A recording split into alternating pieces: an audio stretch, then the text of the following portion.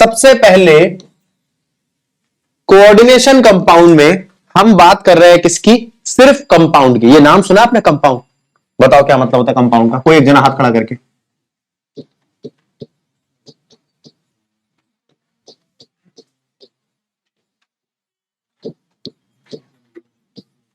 बताओ कंपाउंड क्या होता है? बता, सिर्फ कंपाउंड। मॉलिक्यूल्स वगैरह।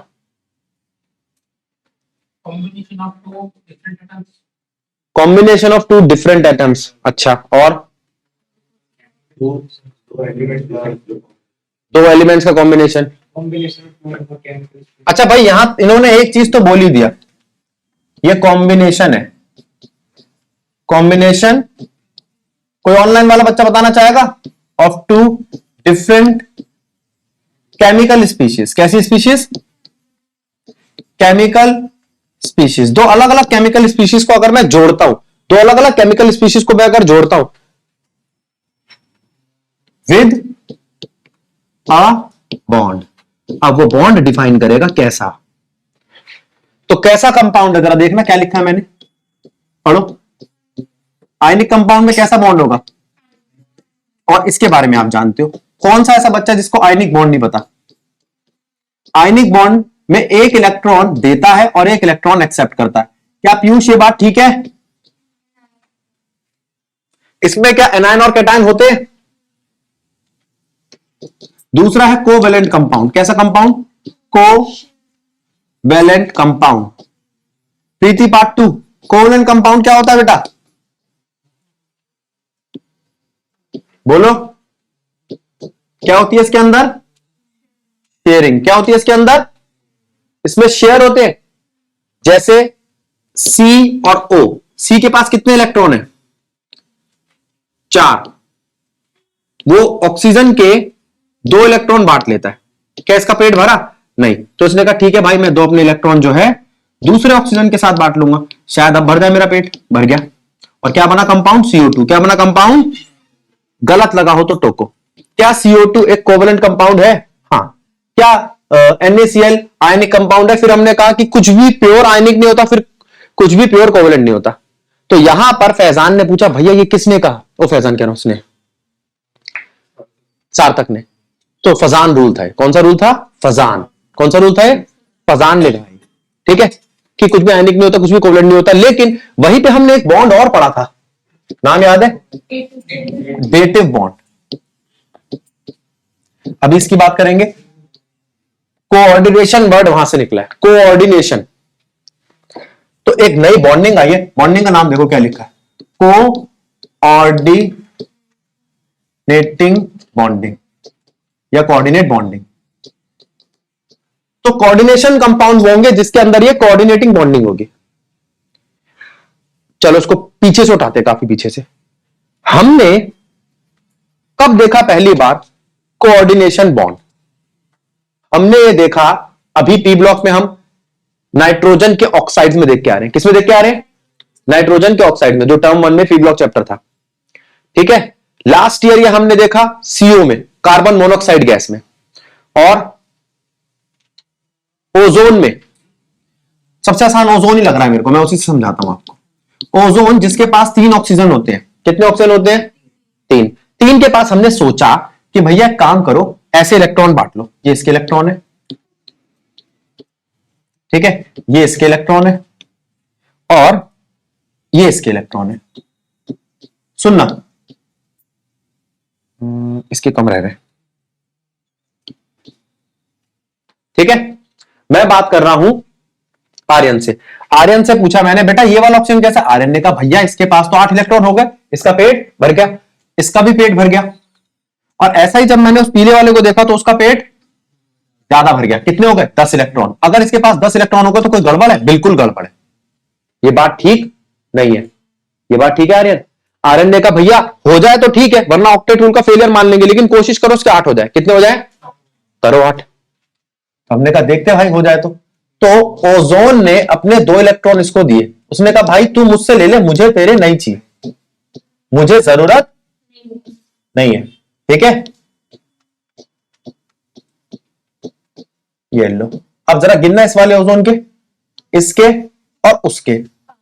ये कैसा बॉन्ड है? इलेक्ट्रॉन दे रहा है, दे रहा है, लेकिन हमेशा के लिए नहीं, शेयरिंग के लिए। किसके लिए? शेयरिंग के लिए। इलेक्ट्रॉन दे रहा है। अब इसने कहा, शिवानी ने, कि भैया इलेक्ट्रॉन दे दिए तो कोई दिक्कत है? वो आयनिक होता है। नहीं नहीं, शेयर कर लिया, कंप्लीटली शेयर कर, दो तेरे दो मेरे, वो कोवेलेंट होता है। लेकिन दो के दो मेरे, तू मुझे मत दे। ये कैसी है? ये डेटिव है। ये कैसी है? डेटिव को दिखाएंगे कैसे? ऐसे। क्या ये बात समझ में आई सलोनी? सलोनी ये बात क्लियर है डेटिव वाली? नहीं हो तो बता। गुंजन ये बात क्लियर है डेटिव वाली? अब गुंजन ने कहा ठीक है भैया, पता चल गया ओजोन किस तरीके से बना है। अब मैंने आपसे कहा भैया कोऑर्डिनेशन बॉन्डिंग का मतलब समझ में आया? हाँ, इसमें हम डोनेट करते हैं, शेयरिंग में दान करते हैं, शेयरिंग में दान करते हैं। ठीक है, अब यहां पर तीन केसेस निकलते हैं। पहला केस क्या नाम बेटे तेरा? साक्षी। साक्षी को हमने किसके साथ बिठा दिया? प्राची। ठीक है, एक आदत होती है अपनी अपनी। तो जो भी सामान था प्राची छीनने लग गए। मुझको दे दे, हमका दे दे, तमका दे दे, ऐसा करके सामान ले लिया इसने। तो ये आयनिक बॉन्ड है। साक्षी बेचारी शरीफ बच्ची, ठीक है। हाँ, गाय और प्राची बैल, है ना? अरे मतलब फिर एग्जाम्पल है बेटा। तो अब ये कैसा बॉन्ड है? Ionic bond. अब दूसरा केस लेते हैं हम जिसमें बराबरी की शेयरिंग है। ठीक है, आप बच्चे देख सकते हो, क्या नाम है हमारी? गुंजन, और दूसरी का नाम कठिन है, सलोनी। ये दोनों ही सुकड़े सुकड़े से हाइड्रोजन है, दो क्या कर रहे हैं? शेयरिंग कर रहे हैं, कोई दिक्कत नहीं। लेकिन अब बात आई किसकी? दिया की और शिवानी की। दिया पे बेशुमार पैसा है, ठीक है। तो इसने कहा मेरे पास पैसा बहुत है, तो मेरी किताबें भी तू इस्तेमाल कर ले।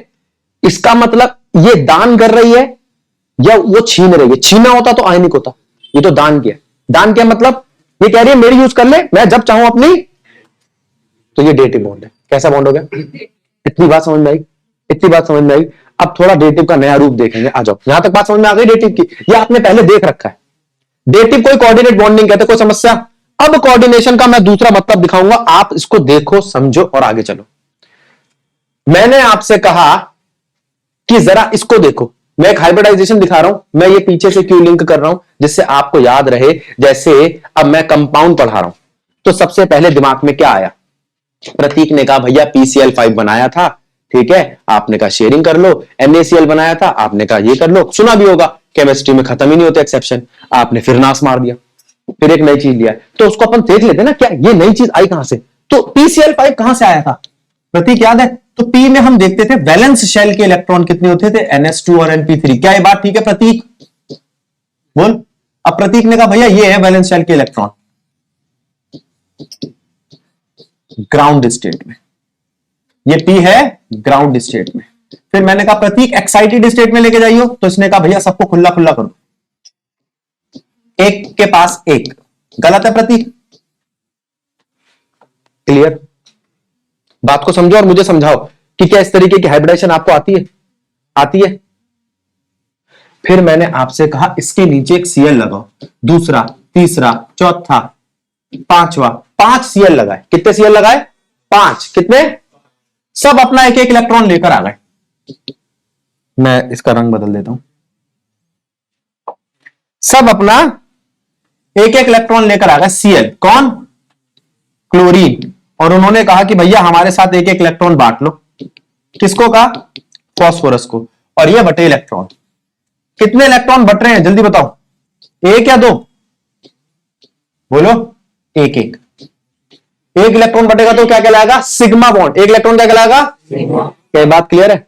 क्या बात क्लियर है? अगला पॉइंट हटाओ। तो यहां पर PCl5 बना। आपने कहा ये तो ये स्ट्रक्चर है, ट्राइगोनल बाइपिरामिडल। किसको दिक्कत है इससे? ये तो पढ़ाई कर रखी है ना हमने, ये हम लास्ट ईयर भी पढ़ के आ रहे हैं, अभी अभी पी ब्लॉक फर्स्ट टर्म में पढ़ा तब भी, मतलब इसमें कोई दिक्कत नहीं है। मैंने इसलिए फास्फोरस का उठाया क्योंकि अभी थोड़ी देर पहले पढ़ के आ रहे हैं। अब मैं आपसे बात कर रहा हूं किसकी?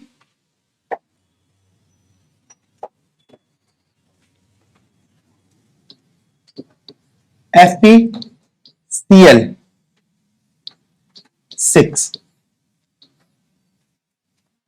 -3।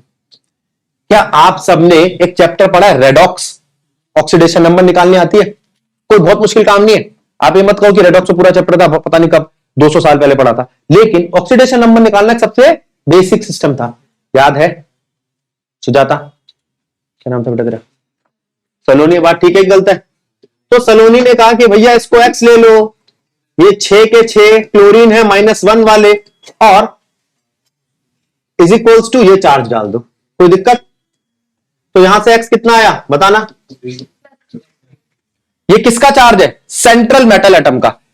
इसका कौन है सेंट्रल मेटल एटम? बाद में बताऊंगा। पहले देखो क्या Fe का चार्ज है।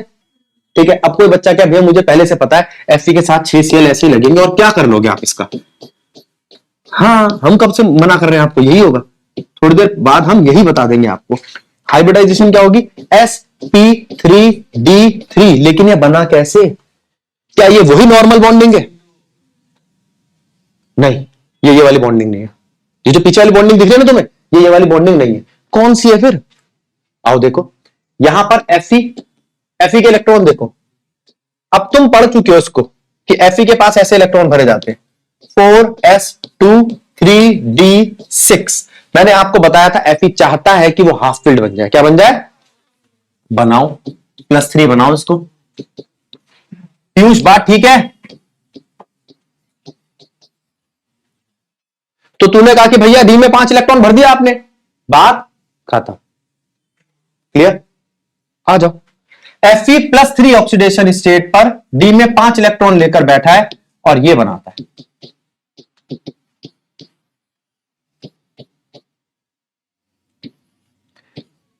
कितने इलेक्ट्रॉन दिख रहे हैं आपको? 5 दिख रहे हैं सबको। अब आप कहोगे इसके साथ एक Cl का लगा दो। नहीं, अब आओ और इसको बनाओ। इलेक्ट्रॉन देखो, ये है आपका Fe। ये कौन है आपका? Fe3+। चलो जी देखो इसके इलेक्ट्रॉन 1 2 3 4 5। कौन सा ये Nd है या N-1D है? कौन सा डी है ये? इसका NS क्या है? खाली है। NS में कितने इलेक्ट्रॉन है शिवानी? NS में कितने इलेक्ट्रॉन है? 0। कितने है? 0। ठीक है। अब ये कौन है? ये कौन है?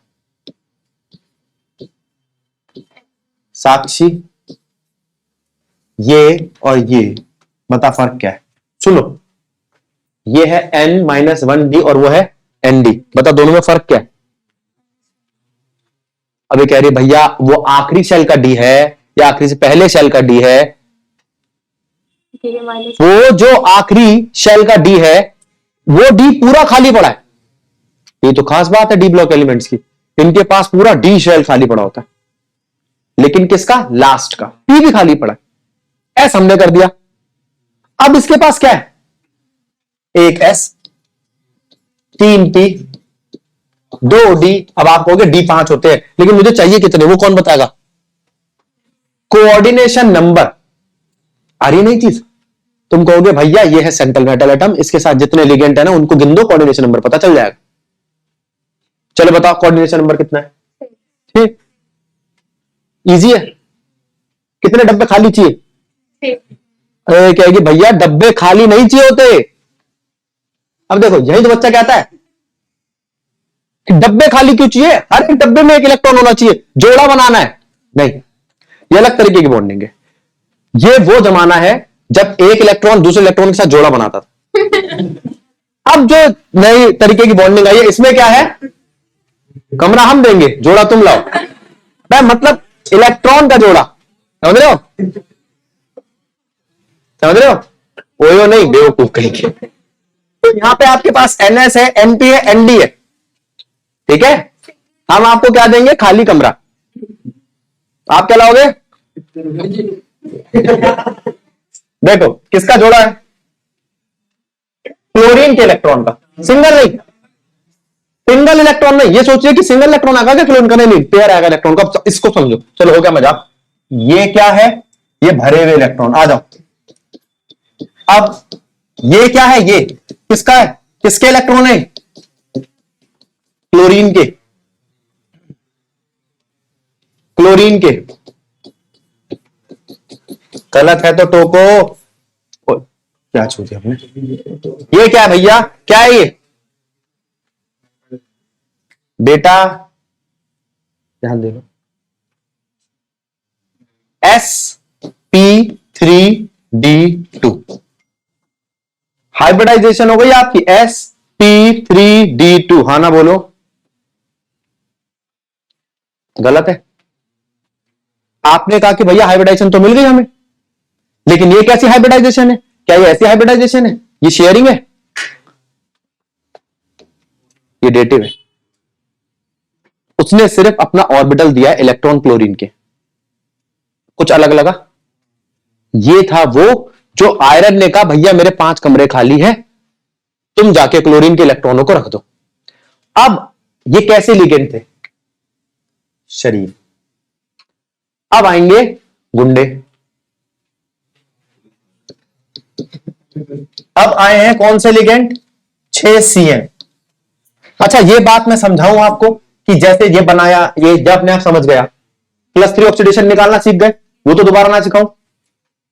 चलो दीपक से बात करते हैं। दीपक तू यूं कह सकता है कि जो Fe है उस पे जो +3 है उसकी तेरे को ये पता है कि 2 S से गए और 1 D से गए हैं, जल्दी बोल, हाँ ना बोल, इसमें कोई दिक्कत, या ये पीछे वाली बातें समझाऊं। ये बातें हम काफी टाइम से करते आ रहे हैं, टी ब्लॉक में भी कर ली, 11वीं में भी करी थी, तो हमें ये बात पक्की हो चुकी है। फिर हमने कहा कि भैया ठीक है हमारे पास Fe का 3+ है, Fe के 3+ में D में 5 पड़े हैं,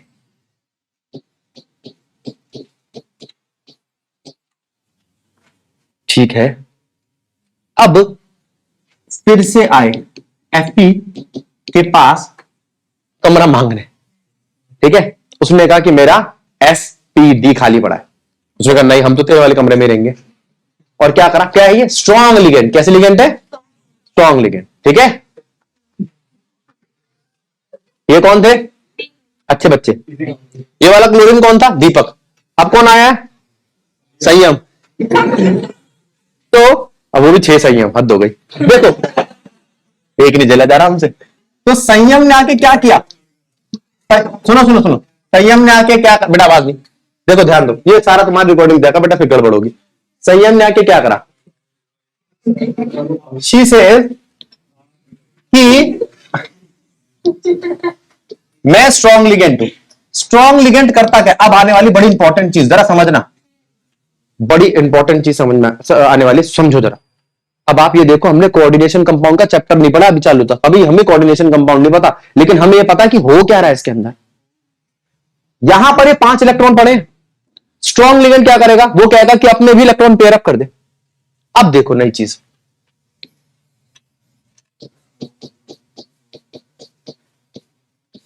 एक डब्बा मैं यहां खाली दे रहा हूं आपको, एक डब्बा यहां खाली दे रहा हूं, लेकिन ये कौन सा डी है, ये n-1 है, हाँ ना बोलो, कौन सा डी है ये कौन सा S है, और ये कौन सा P है।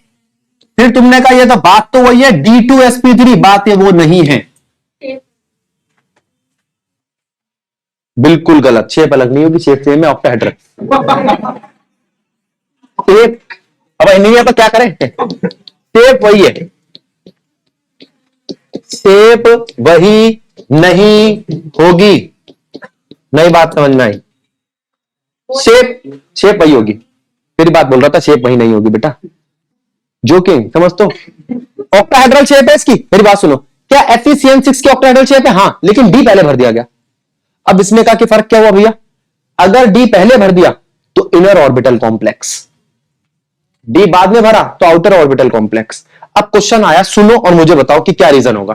FeCl6 बनाता है आउटर ऑर्बिटल कॉम्प्लेक्स और FeCN6 बनाता है inner orbital complex, why, strong, so intelligent guys, आ गया ना समझ में कि ये कौन ज्यादा स्टेबल है, बात समझ में आई मयंक, नहीं समझ में आई, पक्का।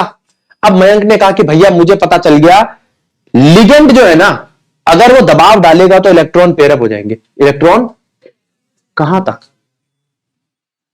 अब बात आती है कहां तक, ठीक है, मतलब कितने कमरे खाली करा सकते, तो उसके लिए हम बात करेंगे।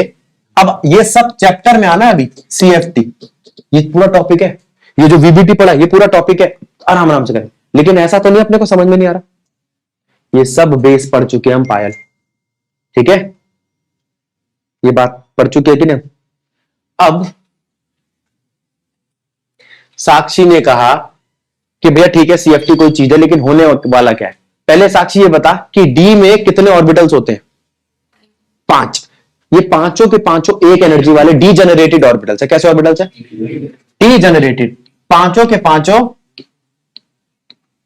एक जैसी एनर्जी, ठीक है। नाम बता देता हूं, DXY, DYZ, DZX, DX2, Y2, DZ2, ठीक है। मनी मन क्या सोच रहा है, लिख दूं? लिख देता, DYZ, DZ2, DZX और DX2, Y2, 5 हो गए। अब मैंने आपसे कहा क्या इन पांचों की एनर्जी कैसी है? पांचों डी के डी जनरेटेड ऑर्बिटल्स हैं, पांचों की एनर्जी सेम है। लेकिन अगर ऐसा हो कि कुछ कम कुछ ज्यादा एनर्जी की हो जाए, ये एवरेज एनर्जी, कुछ की एनर्जी कम हो गई, ऐसा क्यों? इनकी शेप की वजह से। ये ऑक्टाहेड्रल है, ऑक्टाहेड्रल शेप में 3 नीचे याद नहीं रहता, ठीक है। अब मान लो, क्या नाम बेटा तेरा? हर्षित ने कहा भैया मेरे को याद नहीं रहता है कि ये काम थोड़ी है तुम्हारी पढ़ाई। क्या देखता है? नरूटो, वो नरूटे भटूरे जो भी देखता है, अब उसको तो टाइम लगाना पड़ता है, ठीक है। इतनी बड़ी बड़ी सीरीज है, 900 एपिसोड देखे, बस बस बस बस सब बेटा उसमें जाता है, बच्चे देखने लगेंगे। तो देखो, सिर्फ बेटा एक यूट्यूब पे एक ही चैनल देखा करो, अभिषेक शर्मा क्लासेस, ठीक है, मर जाते। अब देखो ये बात ऑक्टाहेड्रल। अब किसी ने कहा भैया ऑक्टाहेड्रल में याद कैसे रखे? क्यों? अच्छा ये पता आपको ऑक्टाहेड्रल में 6 बॉन्ड होते हैं, ठीक है। यहां इस वक्त 3 डब्बों में कितने इलेक्ट्रॉन आ सकते हैं? कितने इलेक्ट्रॉन आ सकते हैं? याद रखोगे? अगर मैं आपसे कहूं नहीं भैया ये जो 1 2 3 4 5 थे वो ऐसे टूट गए, 2 और 3 में, किसमें टूट गए? तो 2 डब्बों में कितने इलेक्ट्रॉन आते हैं? 4 इलेक्ट्रॉन का मतलब क्या है? क्या है? टेट्राहेड्रल। गलत बात है। पीयूष बात समझ में आई? पीयूष ने कहा ठीक है भैया आपकी बात मान ली हमने, ऑक्टाहेड्रल समझ लिया, टेट्राहेड्रल समझ लिया, ठीक है। लेकिन ये जो डब्बों में गैप करा वो क्या है? वो है डेल्टा, एनर्जी गैप है। क्या है ये? O का मतलब ऑक्टाहेड्रल और T का मतलब टेट्राहेड्रल, ठीक ठीक। आओ इलेक्ट्रॉन भरे। अब बात आती है इलेक्ट्रॉन भरने की, 1 2 3। अब हमने मांगा आपसे इलेक्ट्रॉन नंबर 4, ठीक है। अब बात आती है इलेक्ट्रॉन चौथा क्या देखेगा? वो कह रहा है भैया यहां एनर्जी कितनी लग रही है, यहां एनर्जी लग रही है। अब इलेक्ट्रॉन जो चौथा है ना वो पूछ रहा है यहां जाऊं कि ऊपर? ये डेल्टा वो कितनी है? ऐसी 700 जूल। अच्छा यहां जोड़ा बनाने की एनर्जी, पेयरिंग की एनर्जी कितनी है? 800। तो वो क्या कह रहा है? वो कहता है एक तो इलेक्ट्रॉन की रिपल्शन झेलो, इसकी चिक चिक, और ऊपर से एनर्जी भी ज्यादा दो, मैं ऊपर रह लूंगा। कहां जाएगा चौथा इलेक्ट्रॉन? अगर डेल्टा O छोटा हो पेयरिंग से तो इलेक्ट्रॉन कहां जाएगा? Fourth electron will enter in, इसका नाम दे देते। अब इसका नाम नहीं था कोई तो इसका नाम रख दिया हमने T2G, इसका नाम रख दिया EG, एंटर इन EG। और अगर पेयरिंग कम होती तो, अगर पेयरिंग कम होती तो वो पेयरिंग कर लेता, है ना। हाँ? रुको ऐसे बना लेता हूं, ये लो। अगर पेयरिंग कम होती तो वो यहां आ जाता। अब सुनो, यहां तक बात समझ में आई, ठीक है। हमने पूछा साक्षी से, ठीक है, साक्षी आई, सारे बच्चे बैठे हुए, उसने कहा, हमने कहा भाई एक प्राची की जगह खाली है या ये वाली जगह खाली है, ठीक है। प्राची के साथ बैठेगी, इसको पता है प्राची मतलब चिक चिक। अरे एग्जाम्पल है बेटा, तू इतना परेशान क्यों आती, ठीक है। तो अब हमने कहा प्राची के साथ बैठेगी तेरे को कोई फीस नहीं लगेगी, तो यहां बैठ जाएगी। पीछे बैठना अलग सीट चाहिए तो 200 रुपए, ठीक है। तो क्या बैठेगी पीछे? नहीं, एक नंबर कंजूस है। हाँ हाँ, चाय पीते मक्खी गिर जाए चूस, उसी को तो मक्खी चूस कहते हैं। अरे एक कहावत है बेटा, एग्जाम्पल है, तुम एग्जाम्पल में सीरियस हो जाते, प्रैक्टिकल नहीं होता इसमें कुछ भी। अब तो पीछे बैठेगी नहीं, लेकिन अगर अगर यहां बैठने के प्राची के मैं भी 200 रुपए लूंगी, हो गए एक तो बदबू, मतलब एक तो प्राची का बैठी हो, ऊपर से 200 रुपए भी दो, तो पीछे आके बैठ जाएगी। तो एनर्जी का कंपैरिजन होगा पेयरिंग में और डेल्टा ओ में। डेल्टा का मतलब क्या है? Change in energy. ऑक्टाहेड्रल के लिए ओ और टेट्राहेड्रल के लिए टी। गलत है क्या गुंजन? बात ठीक है गलत है? समझ में आ गई? अब गुंजन से मैंने पूछा भैया ये बताओ कि टेट्राहेड्रल में क्या हुआ? कह रही क्या हुआ? तीसरे इलेक्ट्रॉन की बात कर लेंगे। ठीक बात है गुंजन, समझ में आ गया? तो बेटा इतने भाव की खा रही। तो अगर यहां पर आ जाएगा ये तीसरा इलेक्ट्रॉन या यहां पर आएगा, यही तो बात हुई। कहां आएगा? वो डिपेंड करेगा, क्या करते हैं मैंने, एनर्जी पे। किस पे डिपेंड करेगा? एनर्जी। तो हम बात कर रहे हैं तीसरा इलेक्ट्रॉन, किसका? तीसरा इलेक्ट्रॉन यहां आएगा या यहां आएगा, बस इससे एनर्जी गैप का पता चलेगा। किसका पता चलेगा? डेल्टा ओ या डेल्टा टी का कंपैरिजन होगा। क्या ये बात समझ में आई एडी? तो हो गया एडी। तो एडी बेटा बात समझ में आने का मतलब नहीं किसमें निशान चलाने लग जाए। बता जल्दी, समझ में आई यहां तक बात? अब मैं आपसे कुछ चीजें पूछ रहा हूं, फिर से सुनो। सीएफटी थोड़ी बहुत समझ में आई, वीबीटी थोड़ी बहुत समझ में आई, ठीक है। हमें पता चल गया किस तरीके से इलेक्ट्रॉन आगे पीछे क्यों होते हैं। क्या यही सीएफटी थी क्या जो क्रोमियम की बात कर रही थी? याद करो, 3 डब्बे भरेंगे फलाना ढिमकाना। अब रिलेट कर रहा है। मैंने कहा था जैसे नौवां चैप्टर स्टार्ट होगा मैं पहले ही बातें करूंगा। क्या वीबीटी समझ में आई?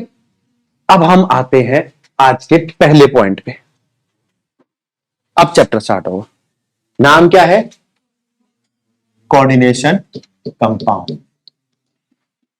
कोऑर्डिनेशन कंपाउंड एक कंपाउंड है, इसके भी 2 हाफ है, एक इलेक्ट्रोपॉजिटिव एक इलेक्ट्रोनेगेटिव, ठीक है। बस आओ एक पहले एग्जांपल ले लू पूरा का पूरा। K3 FeCN6 पढ़े एक एक करके चीजें।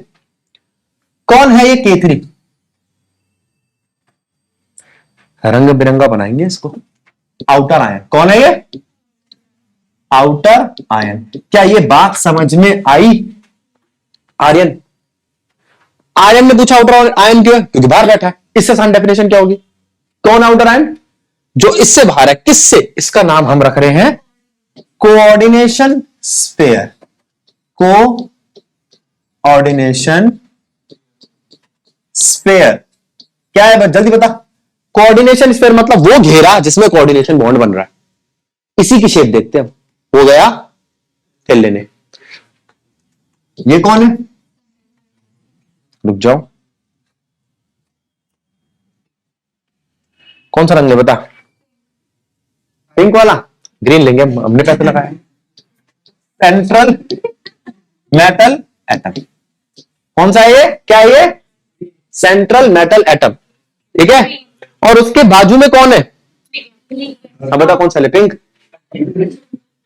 मेरे को बेटा ना पिंक पता नहीं है कौन सा है। ये तो समझ में भी नहीं आ रहा कौन सा कलर है। हम बचपन मोमी कलर चलाते थे ना, 6 ही होते थे उसमें। कितने होते थे? ये कौन सा बेटा? लिगेंड। लिगेंड स्ट्रॉन्ग वगैरह बाद में बताएंगे। लिगेंड्स। अब मेरी डेफिनेशन सुनो। सेंट्रल मेटल एटम क्या होता है? ये सेंटर है। आगे करके सुनना, ये सेंटर है कोऑर्डिनेशन स्फीयर का। ये डी ब्लॉक के एलिमेंट्स होते हैं। किसके एलिमेंट होते हैं? ट्रांजिशन एलिमेंट होते हैं। अच्छा ये बात कहना ट्रांजिशन एलिमेंट जिंक नहीं होता फलाना ढिमकाना।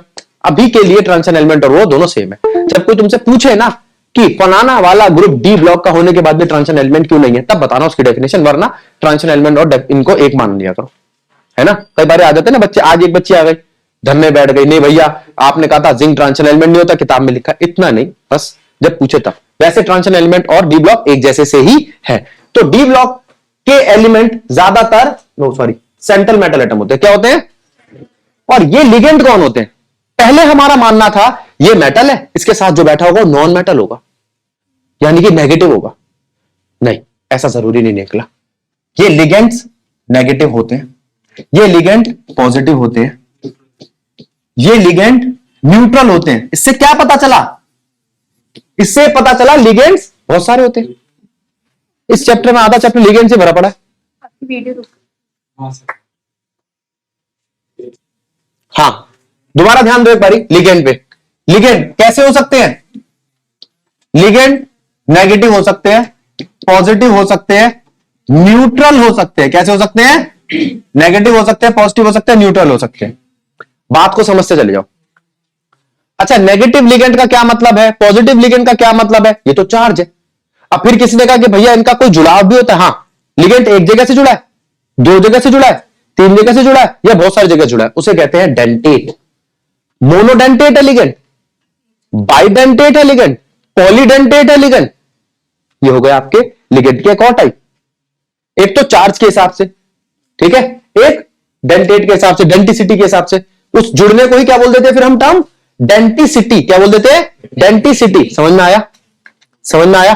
तो ये हुआ लिगेंड, ये हुआ सेंट्रल मेटल एटम, और ये हुआ आउटर आयन। ठीक है, अब इसको देखो, Fe इसके साथ CO 6। बात को समझना बेटा, जरा ध्यान दो।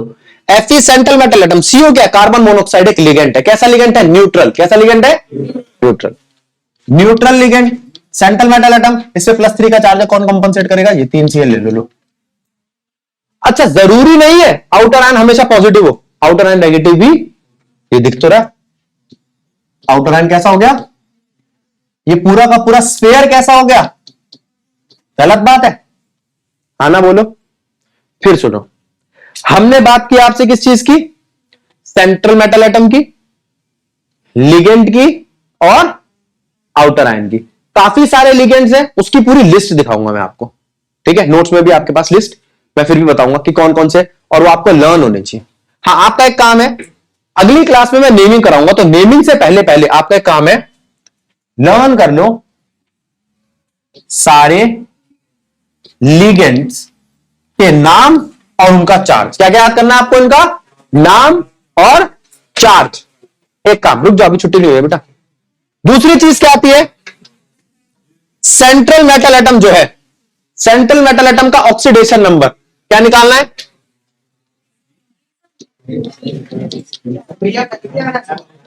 बताता हूं बेटा, ऑक्सीडेशन नंबर। बेटा बाद में नोट्स खोल लेना, पहले यहां ध्यान दो। सेंट्रल मेटल एटम का क्या निकालना है? किस तरीके से निकालना है? इसको मानो X, अभी थोड़ी देर पहले बताया था। PO, उसका कोई चार्ज ले लो, 6 से मल्टीप्लाई कर दो, जो भी उसका चार्ज हो वो। तभी तो कहा लिगेंड्स का चार्ज याद होना चाहिए आपको। अगर ये चार्ज याद नहीं हुआ बेटा, बात नहीं, अगर ये चार्ज याद नहीं हुआ तो इससे काम नहीं चलेगा। आउटर आयन का चार्ज निकाल लो। ये सब चार्ज निकालने के बाद आपके पास Fe का चार्ज आ जाएगा। ऑक्सीडेशन नंबर क्या है? सेंट्रल मेटल एटम का चार्ज। अब अगली चीज क्या है? अगली आइडेंटिटी क्या है आपकी? वो है नंबर ऑफ लिगेंड्स। क्या? इसे हम क्या कहते हैं? कितने लिगेंड है? इसे कहते हैं कोऑर्डिनेशन नंबर। क्या कहते हैं? Coordination number. अब मेरी बात सुनो, मैंने किस किस चीज की बात करी? पहली चीज क्या है? सेंट्रल मेटल एटम, बता दिया। क्या है? लिगेंड्स, बता दिए। दो चीज बता दी। लिगेंड के अंदर लिगेंड का चार्ज क्या है?